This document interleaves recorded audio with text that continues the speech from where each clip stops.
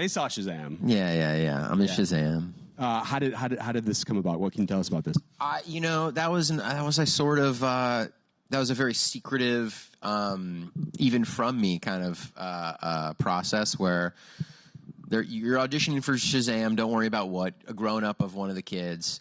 Mm-hmm. Here's sides read like Jim Carrey kind of like cable guy. So I mean, they're made up. The writer who wrote the movie wrote the audition scenes, but they were had no relation to the movie. Just some broad comedy they wanted to kind of see. And I went in a little office and put it on tape and left and didn't really think about it or hear, because it's such a big thing, and I didn't have any inside information. I felt like I was kind of like, filling something out and sending it in the mail, and honestly not really thinking about it. And then like a month later, I got a call that I got it.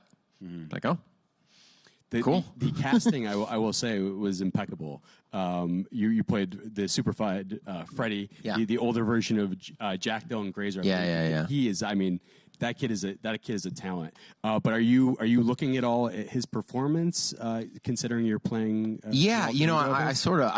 wanted to. And I got there when we were ready to shoot. I'm like, wait, can I just see? Like, we're about to go, but can I see? Like.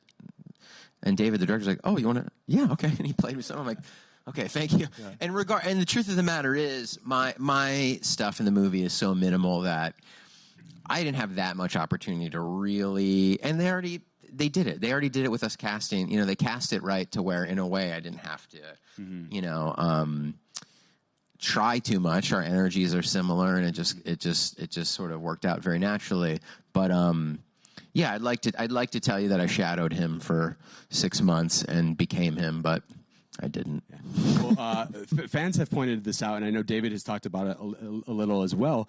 But kind of like a homecoming or a return to DC in a lot of ways. You were at one point the Flash in George Miller's Justice League movie, which unfortunately never came to be. But was that ever sort of discussed, or was that sort of in the back of your mind when you took this on, that you were returning to DC? DJ Cotrona is in it too, and he was going to be Superman. So we spent a few weeks together in Australia a decade ago. Yeah.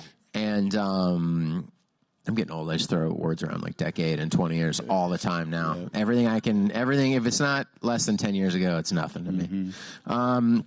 Anyways, and so, yeah, I mean, it wasn't necessarily to us so symbolic that the DC universe or whatever, it was just, but it was funny, and it was nice that we had that in common. And here we are again, fight training, and getting our tights fitted. It was our super suits.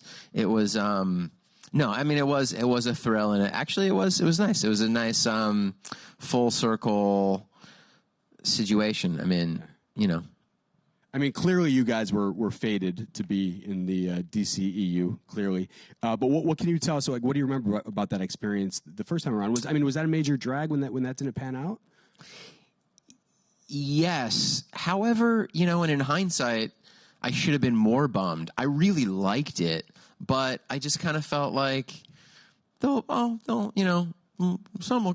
big deal, the next thing. And then it kind of did, but it kind of didn't.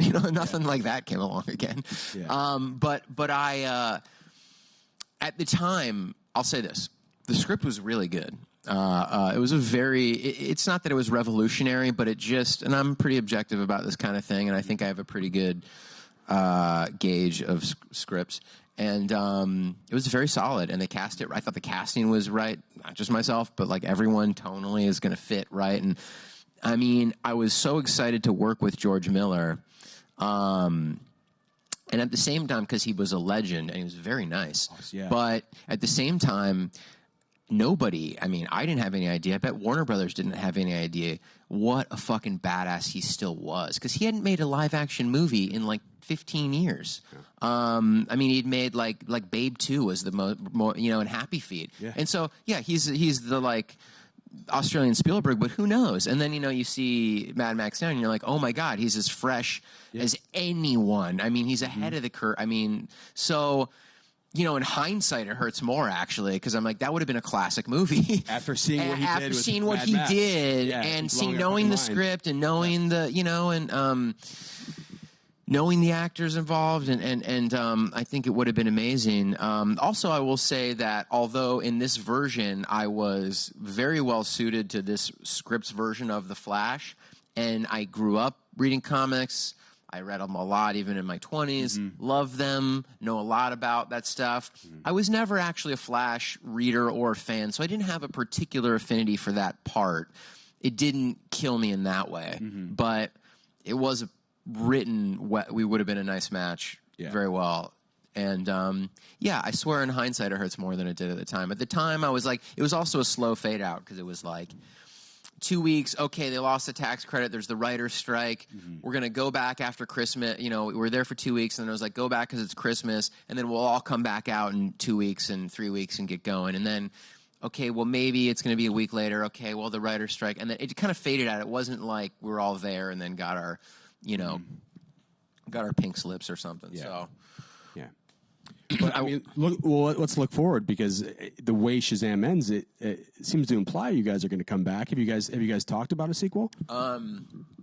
Yeah, I mean, I've heard enthusiastic rumblings and more so, but I definitely don't know anything official. Yeah. But I would say that it's it's likely. It seems likely and warranted, and I'm very excited. Awesome. Hope we do.